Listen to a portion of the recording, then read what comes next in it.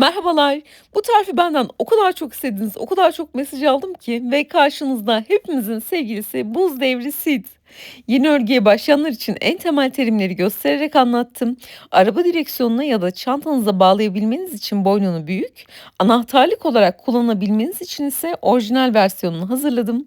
Hadi beklemeden yapımına geçelim. Sitemize başlamadan önce malzeme listemizi söyleyeyim.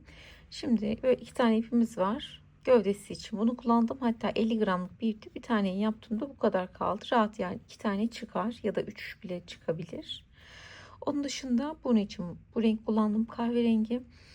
Gözlerini için ve tırnaklar için böyle bir beyaz iplik kullandım. Beyaz ipliğin katını ayırdım. Tırnaklarını öyle yaptım. Çünkü daha ince detay gerekiyordu. Bu ipler için de mesela normalde bu ipler için bu şekilde 2,5 numara tığ ile örebilirsiniz. Ben tulip tığı kullanmayı seviyorum. Benim kullandığım tığ 6 numara 1,4 milim. Katını ayırdıktan sonra tırnaklarını ördüğümse 10 numara 1,1 milim tığ ile ördüm.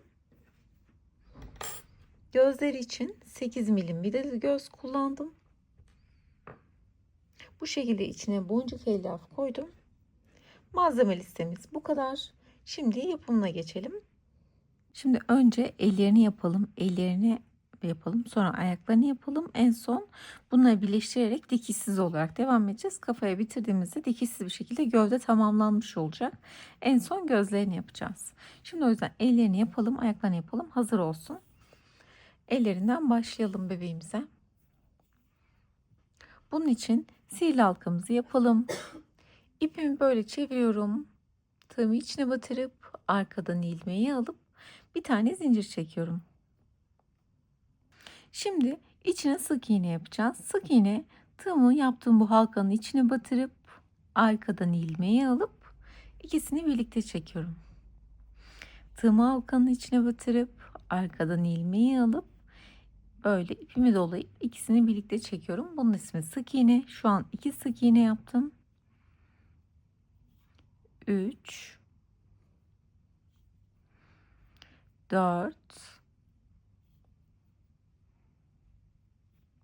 5 6. Daha sonra bu ipliğimi çekiyorum. Elimle ovalleştirip başladığım sık iğnenin üzerine batıp iplik kaydırma yapıyorum. Bunun içinden geçiyorum. Birinci sıramızın sonu 6 tane sık iğne. Şimdi birleştirdiğimiz yere, yani burası birleştirdiğimiz için bir ilmek. 1 şu 1 2 3 4 5 6 tane ilmeğimiz var. Son yaptığımız ilmeğe küçük bir iplik takalım. Sıra sonumuz belli olsun diye. Şimdi birleştirdiğime değil, hemen yanındaki ilmeğe batıyorum. Artırma yapacağız. Bu sırada 3 artırma yapacağız. Sıra sonunda 9 tane sık iğnemiz olacak. Bir ör bir artır yapacağız. Artırma bir sık iğnenin üzerine 2 tane sık iğne yapmak demek. Şimdi birleştirme değil, hemen sonraki ilmeğe geçiyorum. Batıyorum yine aynı şekilde arkadan ilmeği alıp ikisini birlikte çekiyorum. Buraya bir tane yaptım. Aynı deliğe tekrar batıyorum. Şimdi burada birinci artırmamı yaptım. Sonra bir sonrakine bir tane örüyorum. Sonra bir sonrakine ikinci artırmamı yapıyorum. Bir ör bir artır yapıyoruz. İkinci artırmamı yapıyorum. Sonra bir sonrakine bir tane örüyorum. Sonrakine üçüncü artırmamı yapıyorum. Yani iki tane batıyorum. Sonrakine bir tane ördüğümde son ilmeğimi sıra sonuna gelmiş oluyorum. Etrafın sayısı 3 artırma yaptık. 9 tane sık iğne. Şu ilmeğimi işaretleyicimi bir üst sıradan şöyle geçirelim. Yerimiz belli olsun. Şimdi yanımızdaki sık iğneye batıp iplik kaydırma yapalım. Bunu bunun içinden geçirelim. Hatta bir tane zincir çekelim. İlmeğim böyleyken şöyle çeviriyorum. Ters yüzü kendime bakıyor. Normalde ilmeğimizi bu şekilde alıyorduk ve böyle örüyorduk. Böyle değil. Burada batıp ilmeğin bir sonraki yerinden çıkıyorum. Bu neden yaptım? Şu kenarındaki şu köşegenleri vermek için yapacağız şimdi eldeki. Buradan batıyorum. Bir sonrakinden çıkıyorum. Ve sık iğnemi bu sıraya mahsus böyle yapacağım. Şimdi çıktığım yerden batıp bir sonrakinden çıkıyorum. 2. Sık iğnemi yaptım. Çıktığım yerden batıp bir sonrakinden çıkıyorum. Üçüncü sık iğnemi yaptım. Çıktığım yerden batıp bir sonrakinden çıkıyorum. Dördüncüyü yaptım. Bir sonrakinden batıyorum. Beşinciyi yaptım. Çıktığım yerden girip bir sonrakinden çıkıyorum. Altıncıyı yaptım. Bakın buradan girdim. Şuradan çıktım. Yedinciyi yaptım. Sekizinciyi yaptım. Ve son dokuzuncuyu yaptığımda sıra sonuna geliyorum. Şu an 9 tane başladım. Sık iğnenin üzerine batıp iplik kaydırma yapıyorum. Ve sıra sonumuz burası. Şimdi artık böyleyken böyle çeviriyorum. Amaç ne yaptık? Böyle bir köşegen elde ettik. Şimdi böyleyken sıradaki sık iğneme batıyorum. Başladığım yer burası zaten. Buradan böyle yapabiliriz. İşaretleyicimi buraya getireyim. Sıra sonumuz zaten belli. Şimdi artırma eksiltme yapmadan artık öreceğiz. Elimiz için istediğim detayı verdim. Etrafının sayısı 9 tane, değişmedi.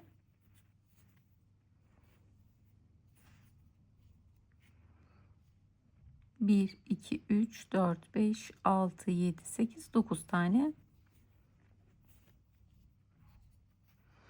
Buradaydım. Bakın son ilmeğimi battım. Sıradaki sık iğnem bu. Sıradaki sık iğneme geçiyorum. Artık devamında dönerek öreceğim.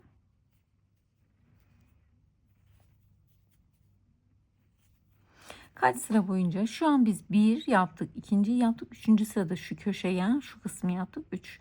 Şu an dördüncü sıradayız. 1, 2, 3, 4, 5. sıradayız. El için 9. sıranın sonuna kadar artırma, eksiltme yapmadan sıramızda her sıra önümüze gelen sık iğneye sadece sık iğne yapıyoruz. Bu şekilde dönerek örüyoruz 9. sıranın sonuna kadar. İsterseniz her sırada ilmeği bir yukarı da çekebilirsiniz. Ya da olmayabilir. Siz bilirsiniz burada. Ben yapmayacağım. Şu şekilde.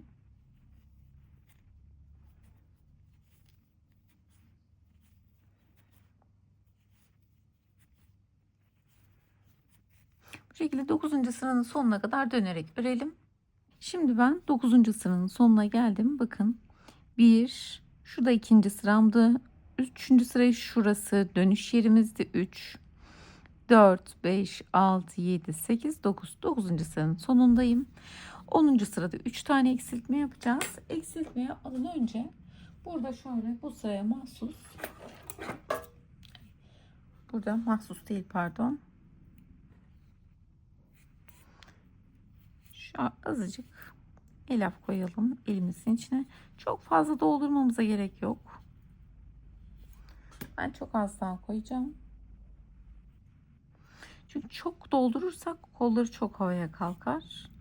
Azıcık doldurmamız yeterlidir.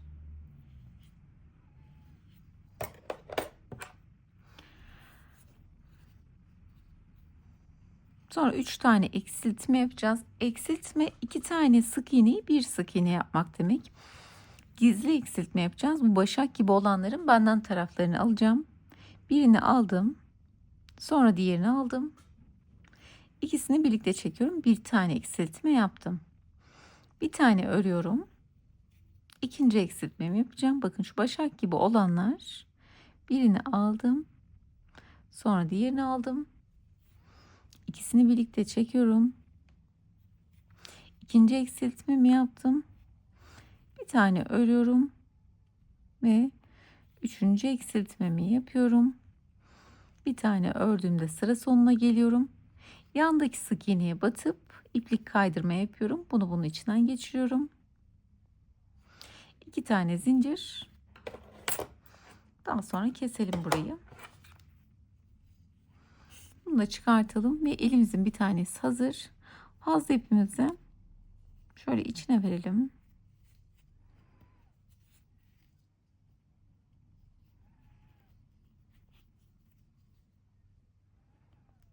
Asla kısa ve dibinden kesmeyin. Şöyle bakın, istediğim şurasını şöyle düz ve şöyle tırnaklarını yapacağız sonuna doğru. Şimdi bacağım, kolumuzun bir tanesi hazır. Diğer kolumuzu yapalım. Şimdi ben kolun bir tane diğerini de yaptım. Sonra bacağını yaptım. Diğer bacağını birlikte yapalım. Bunun için sil halkamızı yapalım. İpimiz böyleyken yine çeviriyorum. Tığımı içine batırıp arkadan ilmeği alıp bir tane zincir çekiyorum. İçine sık iğne yapacağız 6 tane. 1 2 3 4 5 6. Daha sonra ipliğimi çekiyorum. Başladığım sık iğnenin üzerine batıp iplik kaydırma yapıyorum. Bunun içinden geçiyorum. Birinci sıranın sonu 6 tane. İkinci sırada hepsinden artırma yapacağız. 12 tane olacak. Birleştirdiğime değil, hemen yanındakine batıyorum. Birinci artırmamı yapıyorum. Bir sık iğnenin üzerine 2 tane sık iğne yaptım. Bir sonrakinde ikinci artırmamı yapıyorum. Bir sonrakinde üçüncü artırmamı yapıyorum. Dördüncü artırmamı yapıyorum.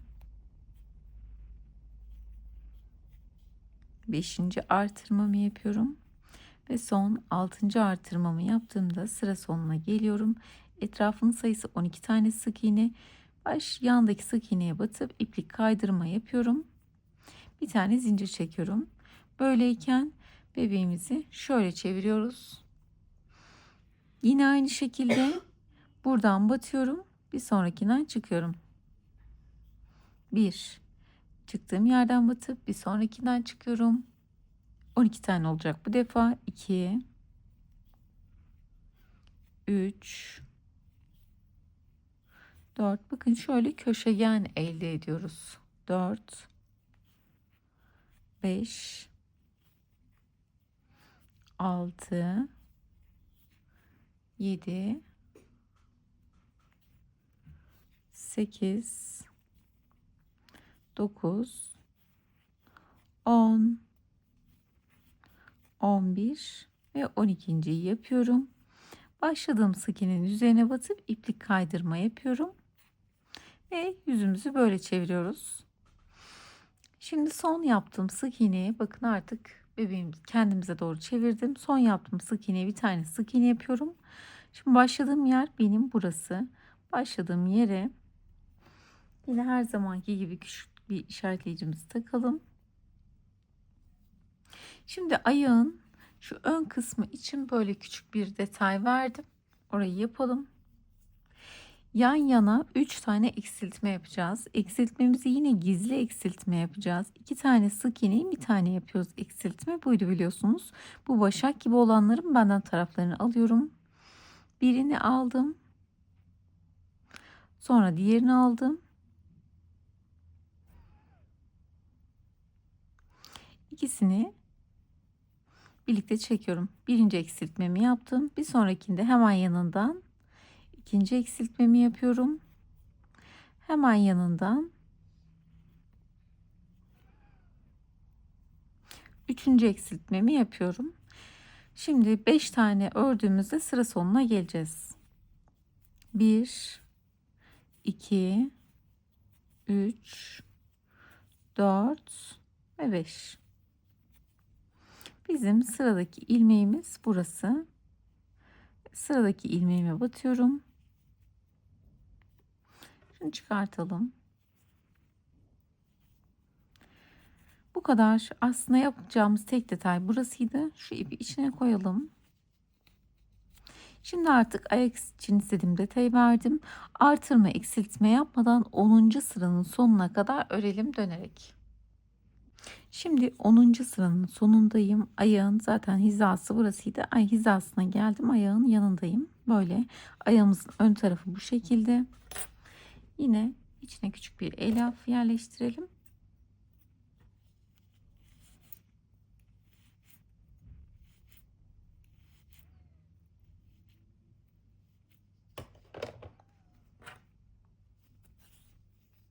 Birini yapın. Diğerini yaptığınızda ipinizi koparmayın.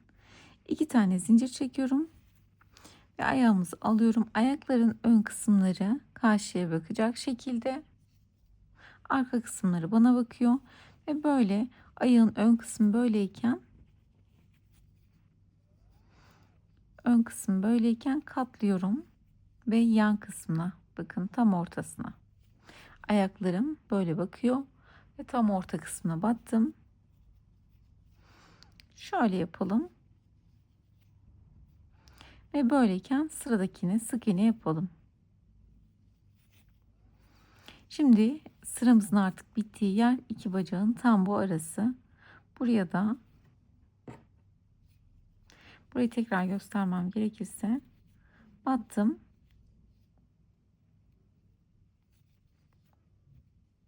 Hiç fark etmez. Gerçi şöyle de yapabilirsiniz. Sık iğne yapalım direkt. Hiç önemli değil. Burası artık sıramızın başladığı ve bittiği yer. Buraya işaretleyicimizi takalım ve bundan sonrasını 1 diye devam edelim. Şimdi buradan sayıyorum. Bakın burada bir tane yapmıştık. Devamında 1, 2, 3, 4. Gerçi şeyin önemi yok. 5, 6, 7, 8, 9 batıyorum. Sonra zincirlerin üzerine batacağım. 2 tane. 1,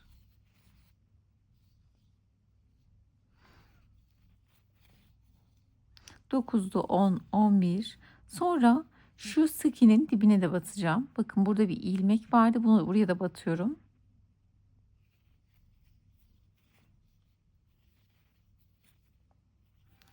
Devam ediyorum.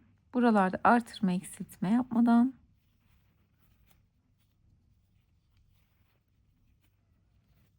Ve sıramızın bittiği yer burasıydı.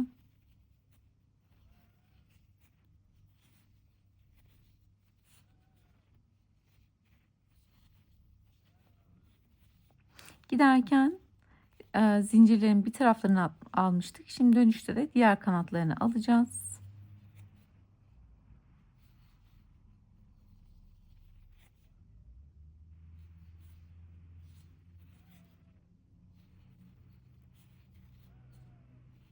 Ve sıra sonuna geliyorum. Bakın. Aynı şekilde bakın diğer taraflarına da battım. Sıramın sonuna geldim. Etrafının sayısı 24 tane sık iğne. 1, 2, 3, 4, 5, 6, 7, 8, 9, 10, 11, 12, 13, 14, 15, 16, 17, 18, 19, 20, 21, 22, 23, 24. Sizinki burada 24 değil 23 ise bir tane hemen artırıverin. Hiçbir şey olmaz. Bu bacağımızı birleştirdiğimizdeki birinci sıramız. Artık 1 2 diye devam edeceğiz. Burası bizim birinci sıramızdı. Şimdi ikinci sıramıza geçeceğiz. İşaretleyicimi yukarı çekeyim. Dediğim gibi sökmeyin. Burada 23 ise bir tane şuraya artırıverin. Bir şey olmaz. Devamında. Şimdi ikinci sıraya geçiyoruz. Bu sırada 3 ör 1 artır yapacağız. 30 tane sık iğne olacak. Şimdi birinci artırmamızı yapalım. Yani bir sık iğnenin üzerine 2 sık iğne yaptım. Hemen 3 tane örüyorum. 1, 2, 3. İkinci artırmamı yapıyorum. 3 tane örüyorum. 1, 2, 3. Üçüncü artırmamı yapıyorum. 3 tane örüyorum. 1, 2, 3. Dördüncü artırmamı yapıyorum. 3 tane örüyorum. 2, 3 tane ördüm. 5. artırmamı yaptım. 3 tane örüyorum. Ve son 6. artırmamı yapıyorum. 1, 6. artırmamı yaptım. Sonra 3 tane ördüm de 1, 2 ve 3. Sıra sonuna geliyorum. İkinci sıranın sonu, etrafının sayısı 30 tane sık iğne. İşaretleyicimi bir yukarı çekiyorum. Üçüncü sıraya geçiyoruz. Bacağı birleştirdikten sonraki üçüncü sıramız. Burada 4 ör 1 artır yapacağız. Sıra sonunda 36 tane sık iğnemiz olacak. Şimdi birinci artırmamızı yapalım. 4 tane örelim. 1, 2, 3, 4. İkinci artırmamızı yapalım. 4 tane örelim. 1, 2, 3, 4. Üçüncü artırmamızı yapalım. 4 tane örelim. 1, 2, 3, 4. Dördüncü artırmamızı yapalım. 4 tane örelim. 2, 3, 4. Beşinci artırmamızı yapalım. 4 tane örelim. 1, 2, 3, 4 ve son 6. artırmamı yapıyorum. 4 tane örüyorum. 3 ve 4 sıra sonuna geliyorum. 4 ör 1 artır yaptık. Etrafının sayısı 36 tane oldu. İşaretleyicimi bir yukarı çekiyorum. Şimdi artık bebeğimi bacaklarını birleştirdim. Gövdem için, göbek için istediğim genişliğe çapa geldim. Artık artırma eksiltme yapmadan öreceğim. Ne kadar? Şimdi 3. sıramızı yaptık. Birleştirdikten sonra 4, 5 ve 6. 3 sıra boyunca artırma eksiltme yapmadan dönerek örelim ve her sırada da şu işaretleyicimizi bir yukarı çekelim. Şimdi ben artırma eksiltme yapmadan 6. sıranın sonuna kadar ördüm. Şimdi 7. sıraya geçeceğiz. İşaretleyicimi de yukarı geçtim. Artık böyle yavaş yavaş bakın gövdesinde bunda olduğu gibi böyle yukarı doğru kapatmaya başlayacağız. En sonunda kolları birleştireceğiz. 7. sırada 4 ör 1 eksilti yapacağız. 36 taneydi, 30 tane kalacak. Bir tane birinci eksiltmemizi yapalım. Yine gizli eksiltme yapıyorum. İkisini aldım. Çekiyorum. 4 tane örüyorum. 1, 2, 3, 4. İkinci eksiltmemi yapıyorum. 4 tane örüyorum. 1, 2, 3, 4. Üçüncü eksiltmemi yapıyorum. 4 tane örüyorum. 1, 2, 3, 4. Dördüncü eksiltmemi yapıyorum. 4 tane örüyorum. 1, 2, 3, 4. Beşinci eksiltmemi yapıyorum. 4 tane örüyorum. 1, 2, 3, 4. Altıncı eksiltmemi yapıyorum. Ve 4 tane örüyorum. 1, 2, 3, 4.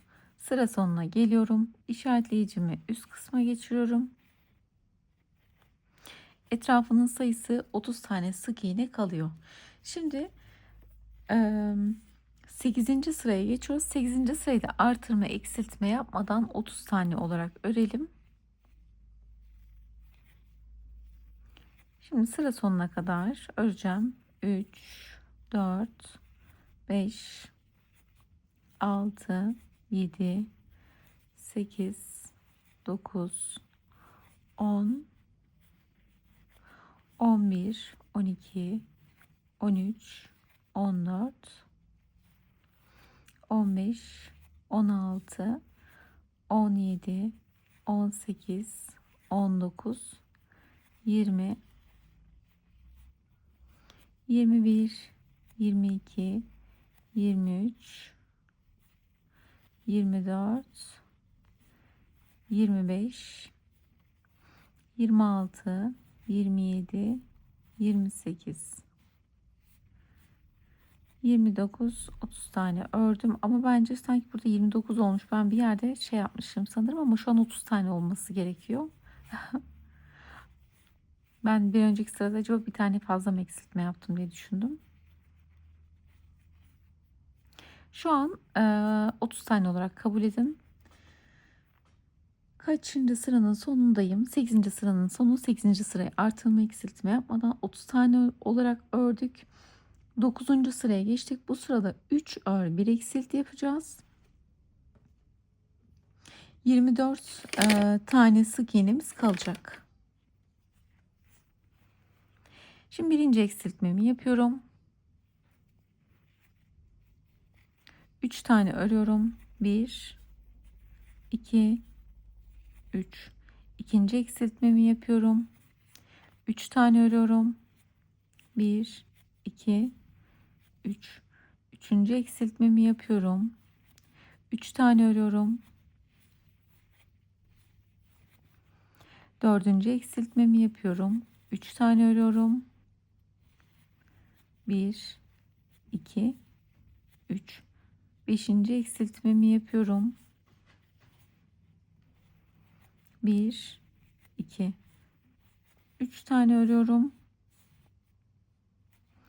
Sonra 6. eksiltmemi yaptım. 3 tane ördüm. Sıra sonuna geldim. İşaretleyicimi üst kısma geçiriyorum. Ve şimdi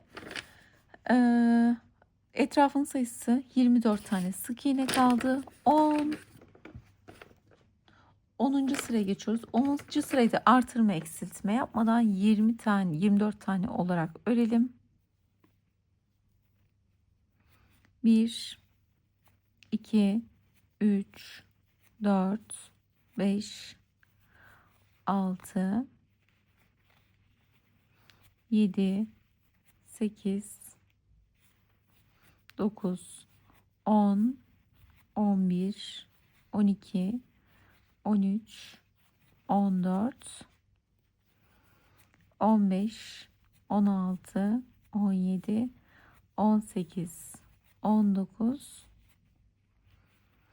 20, 21, 22, 23 ve 24 dediğimde sıra sonuna geliyorum. İşaretleyicimi üst kısma geçiyorum ve 10. sıranın sonu 24 tane olarak örüyoruz. 11. sırada 2 ör 1 eksilt yapacağız. 6 eksiltme yapacağız. 18 tane kalacak. Birinci eksiltmemi yapıyorum. 2 tane örüyorum. 1, 2. Hemen yanından ikinci eksiltmemi yapıyorum. 2 tane örüyorum. Üçüncü eksiltmemi yapıyorum. 2 tane örüyorum. Dördüncü eksiltmemi yapıyorum. 2 tane örüyorum.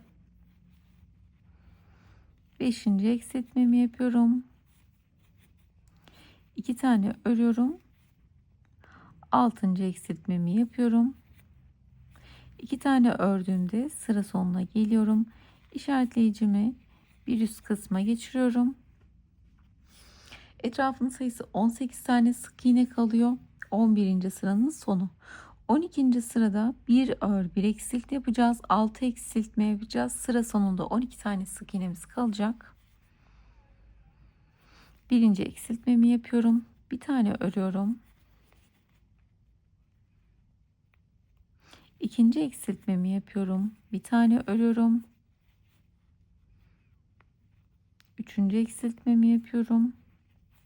Bu arada daha fazla kapanmadan hemen içine elyaflarımı güzelce yerleştiriyorum.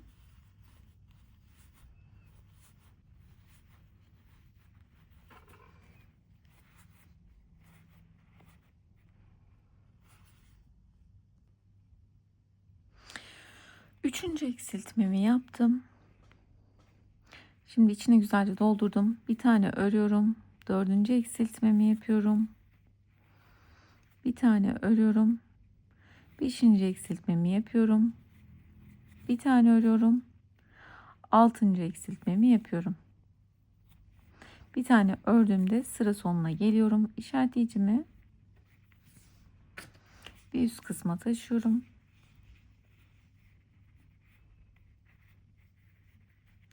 Şimdi bu sırada kolları birleştireceğiz. Bunun için şöyle en sağlamasını yapacağımız şey şu. Çünkü şurada işaret yaparken benimki de kaydı. Belki tam tutmayabilir ama böyle yaparsak hiçbir zaman şaşmaz.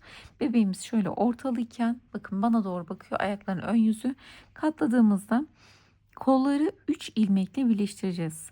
Şu ortasındaki bir ilmek, 2, 3. Şu 3 ilmekle kolunu birleştireceğim. Böyle gibi düşünebiliriz. Şimdi şöyle katlıyorum. Kolumuzun tam yanına gelecek. Böyleyken şöyle katladığımda 1, 2, 3. Şunu da ördükten sonra bakın bir işaretleyicim vardı. Bir üste geçiyorum. Hemen yanındaki bedenin tam yanındaki bu 3 ilmekle kolu birleştireceğim. Şimdi kolun bir tanesini aldım.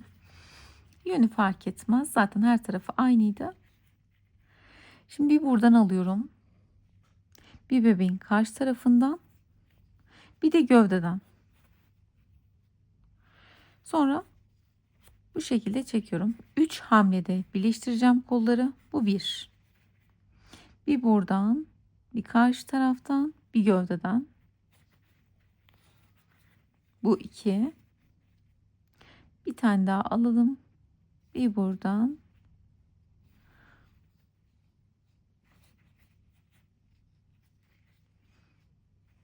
Bu da 3. Daha sonra 3 tane örelim. 1, 2, 3. Diğer kolu birleştirelim.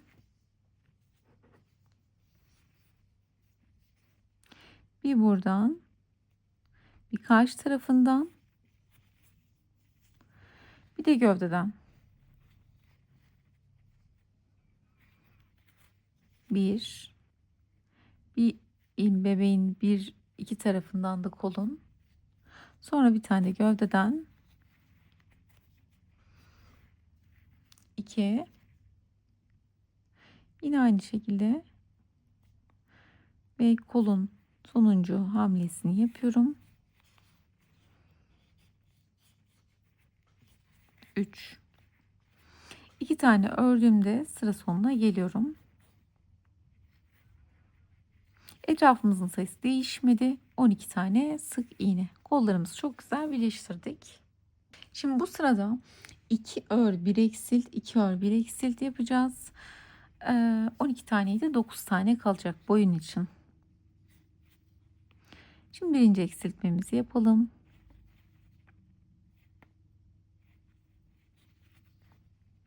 İki tane örelim. 1, 2. İkinci eksiltmemizi yapalım. 2 tane örelim. 2. Üçüncü eksiltmemizi yapalım. 2 tane örelim. 3. Etrafının sayısı 9 tane sık iğne kaldı. Kaçıncı sıranın sonu? 14. sıramızın sonundayız. Şimdi artık boyun yapacağız. Boyunu anahtarlık kadar mı yapacaksınız? Yoksa çantaya bağlamalık kadar mı? Burasına siz karar verin. Ben boyunda en son yaptığımda buraya kadar 50 sıra ördüm. Şöyle saydığımda 2, 4, 6, 8, 10 bu şekilde saydığımda 50 sıra boyunca ördüm. Sonrasında buradan itibaren artıyan boy kafa için 1, 2, 3, 4 diye saymaya devam ettim. O yüzden boyunu istediğiniz kadar yapabilirsiniz. Kendiniz ne kadar uzunlukta isterseniz. Ben bunu böyle yaptığım için bir sonrakine kısa bir boyun yapacağım. Şimdi ben bunun boynu için 5 sıra boyunca ördüm. Dediğim gibi istediğiniz boyutta yapabilirsiniz. Artık benimki bu kadar. Bunun üzerine devam edeceğim. Şöyle şuradan artık sıfırlayabilirim. Çıkartayım. Artık kafadan itibaren başlayacağım. 1, 2, 3 diye. Burası başladığım yer. Şimdi 9 taneydi bu sıranın etrafının sayısı. Bu sırada birinci sırada hepsinden artırma yapacağız. 18 tane olarak olacak. Hemen yanındakine birinci artırmamı yapıyorum. Kafanın birinci sırasındayız. Birinci artırmamı yaptım. Hemen yanından ikinci artırmamı yapıyorum. Hemen yanından üçüncü artırmamı yapıyorum. Dördüncü artırmamı yapıyorum. Beşinci artırmamı yapıyorum. Altıncı artırmamı yapıyorum. 7'yi yaptım. 8 ve 9. Birinci sıranın sonu, etrafının sayısı 18 tane sık iğne oldu. İşaretleyicimi yukarı çekiyorum. İkinci sırada 2 ör 1 artır yapacağız. 6 artırma yapacağız. Sıra sonunda 24 tane sık iğnemiz olacak. 2 tane örüyorum. 1 2. Birinci artırmamı yapıyorum. 2 tane örüyorum. İkinci artırmamı yapıyorum. 2 tane örüyorum. Üçüncü artırmamı yapıyorum. 2 tane örüyorum. Dördüncü artırmamı yapıyorum. 2 tane örüyorum. Beşinci artırmamı yapıyorum. 2 tane örüyorum. Altıncı artırmamı yapıyorum. Sıra sonuna geliyorum. Etrafının sayısı 24 tane sık iğne. İkinci sıranın sonu. Üçüncü sırada 3 ör 1 artır yapacağız. Sıra sonunda 30 tane sık iğnemiz olacak. Toplam 6 artırma yapacağız. Birinci artırmamı yapıyorum. 3 tane örüyorum. 1 2 3. İkinci artırmamı yapıyorum. 3 tane örüyorum. 1 2 3. Üçüncü artırmamı yapıyorum. 3 tane örüyorum. 1 2 3. Dördüncü artırmamı yapıyorum. 3 tane örüyorum.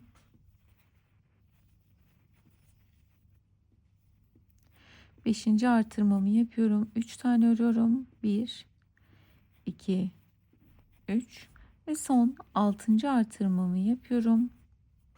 3 tane örüyorum. 1 2 3. Sıra sonuna geliyorum. İşaretleyicimi bir üste çektim. 3 ör 1 artır yaptık. Etrafının sayısı 30 tane sık iğne. Dördüncü sırada 4 ör 1 artır yapacağız. Etrafının sayısı 36 tane sık iğne olacak. Şimdi 4 tane örüyorum. 1 2 3 4. Birinci artırmamı yapıyorum. 4 tane örüyorum. 1 2 3 4. İkinci artırmamı yapıyorum. 1 2 3 4. Üçüncü artırmamı yapıyorum. 1 2 3 4. Dördüncü artırmamı yapıyorum. 1 2 3 4. Beşinci artırmamı yapıyorum. 1 2 3 4. Altıncı artırmamı yapıyorum.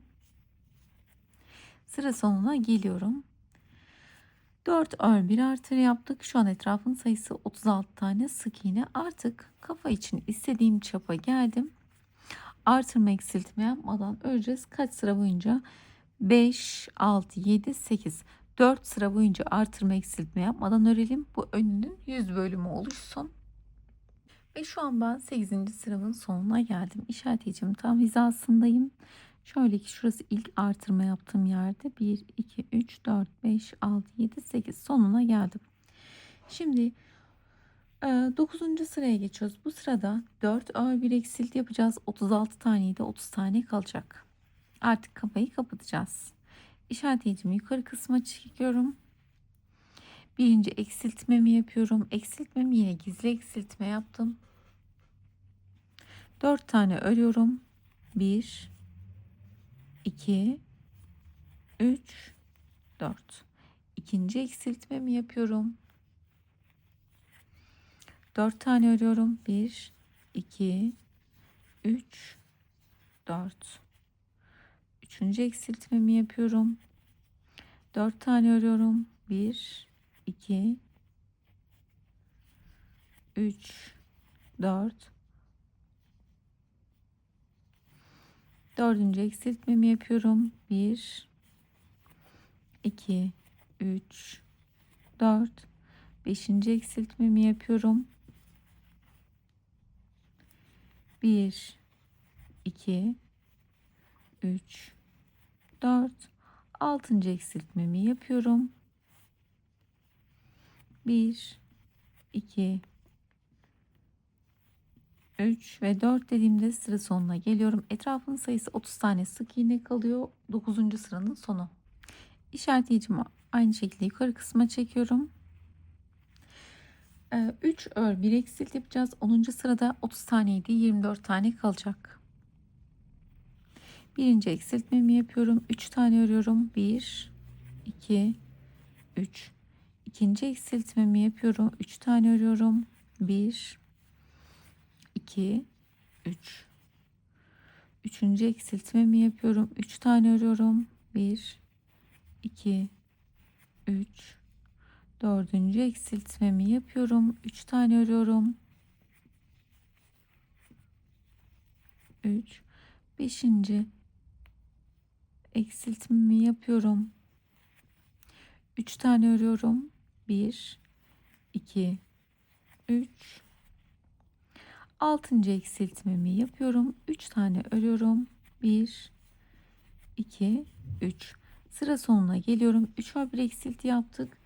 24 tane sık iğnemiz kaldı. İşaretleyicimi üst kısma çektim. Şimdi 11. sıraya geçiyoruz. Bu sırada 2 ör 1 eksilti yapacağız. 6 eksiltme. Sıra sonunda 18 tane sık iğnemiz kalacak. Birinci eksiltmemi yapıyorum. 2 tane örüyorum. İkinci eksiltmemi yapıyorum.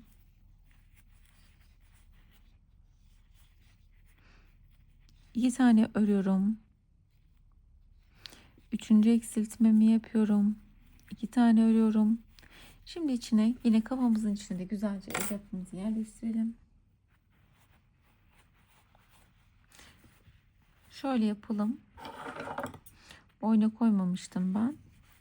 Bu arada boynunu uzun yaptıysanız boynu örerken koyun. Hep koyarak uzayın. Boynun içine elyaf koymuştum ben. Çok az koydum ama. Bunu o videonun en başında belirteyim.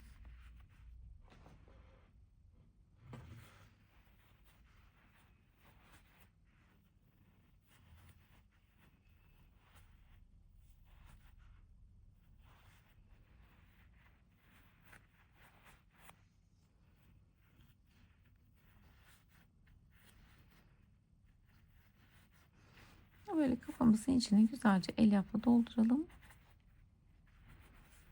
Bakayım şöyle bir. Çok dolu olmasın, çok boş da olmasın ama böyle hafif boynun içinde elyaf olsun istiyorum ben. Şöyle tığımla da yerleştirmesine yardımcı olabiliyorum. Şu güzel. Kafasının şimdi yüzüne şekil vereceğimiz için kafasının çok boş da olmaması gerekiyor. Çok aşırı dolu da olmasın.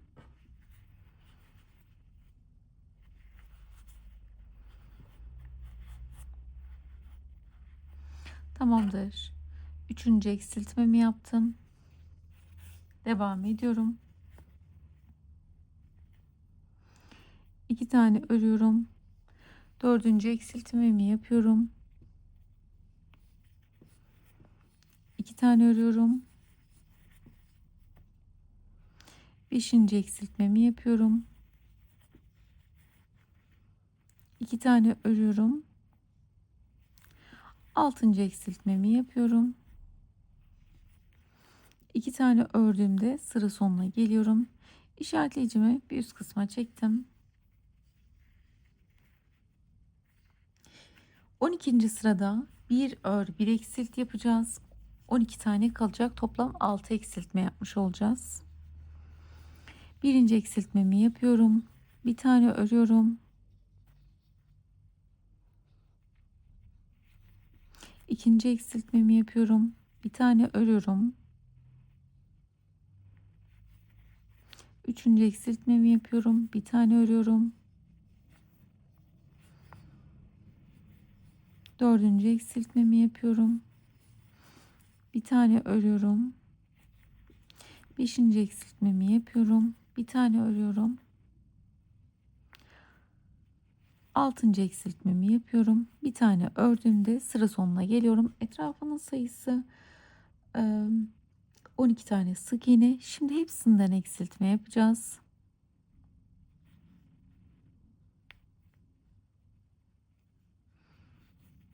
Birinci eksiltmemi yapıyorum. Hemen yanından ikinci eksiltmemi yapıyorum. Hemen yanından üçüncü eksiltmemi yapıyorum.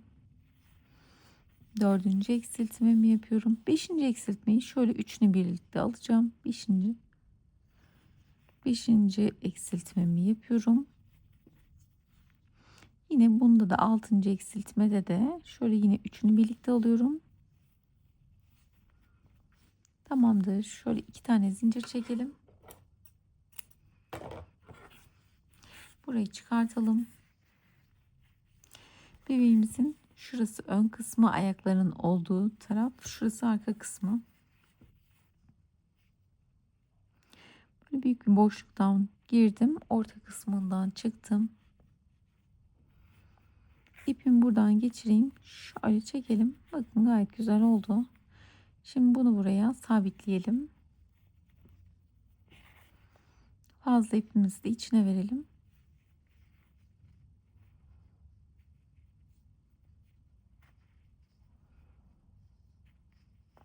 Tamamdır. Ve şöyle biraz elimizle şey yapabiliriz. Enli bir kafa ya. Şöyle. Şu haliyle. Şimdi gözlerimizi yapalım.